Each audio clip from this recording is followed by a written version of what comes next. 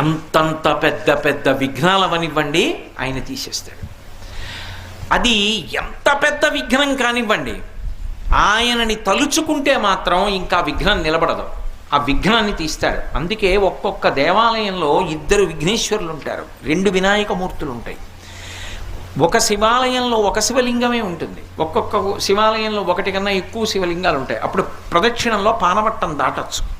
సరే, ఇప్పుడు శైవాగమానికి సంబంధించిన విషయం ఎందుకు, కానీ వినాయకుడు సాధారణంగా ఒక్కడే ఉంటాడు, ఉండాలి కూడా. కొన్ని చోట్ల ప్రత్యేక సందర్భాలలో ఇలా ఎందుకు పెట్టారండి అని మీరు అడిగారు అనుకోండి, వాళ్ళు చెప్పలేరు.